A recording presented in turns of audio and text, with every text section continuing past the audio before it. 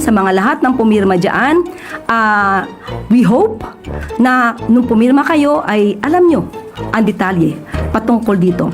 Hindi sila muwang, hindi sila mangmang sa kung ano ang paksili or paksilika. Hindi sila muwang, hindi sila mangmang sa kung ano ang paksili or paksilika. Sana alam nila talaga kung ano ang nilalaman ng agreement na ito. Sabi ni Auntie Claire, kailangan daw tama yung impormasyon na ibinibigay sa mga tao patungkol sa Pax Silica. Pero di ba dapat tama rin yung pronunciation natin, hindi Fax kundi US-led Pax Silica. Kasi parang napaghahalataan na itong spokesperson ng Malacanang walang idea at hindi niya alam kung ano ang Pax Silica. Kasi kung totoong alam niya at sinasabi niyang ibigay ang tamang impormasyon sa mga tao, hindi ba dapat ang government mismo ang nagtuturo sa tao ng tamang impormasyon? Sa kabila kasi ng issue na ito, napakaraming mga kontrobersiya, ang daming mga issue, ang daming nagpipetisyon na wag ituloy ang initiative na ito. Kasi kung meron lang talagang government official na nagpapaliwanag sa mga tao at sumasagot sa mga katanungan ng taong bayan patungkol dito sa inisyatibong ito, mababawasan ang mga negatibong komento patungkol sa inisyatibong ito.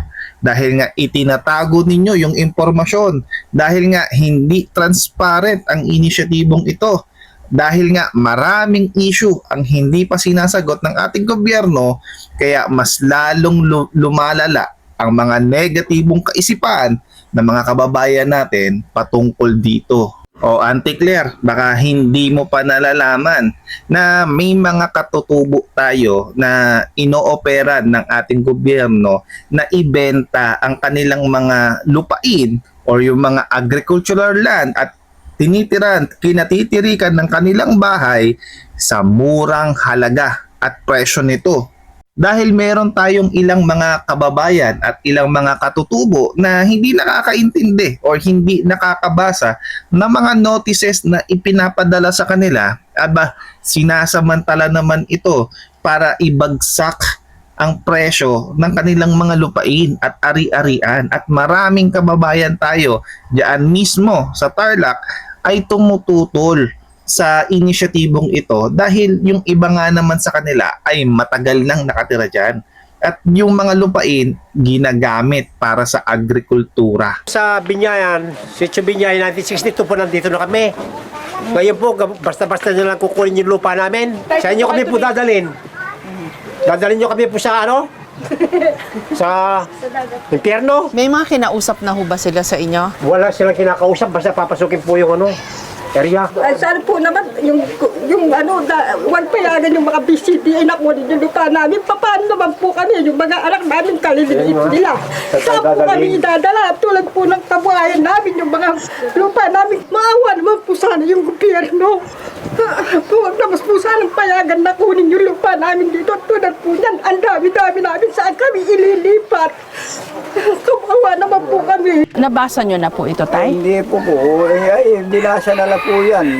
Dahil hindi ko naman nalagamang kagulugan. Dahil mababa lang aking pinag-aralan. Ang nakalagay po, ayon sa mga nakalap na datos sa census survey na naitala ng aming opisina, ang inyong lupang inokupahan na matatagpuan sa Sitio Dapas, Barangay O'Donnell, Capas, Tarlac ay maaapektuhan ng proyektong New Clark City. Kayo po ay malugod naming inaanyayahan na makipag-ugnayan sa aming opisina para mapag-usapan ang mga prosesong pagdadaanan ng proyekto.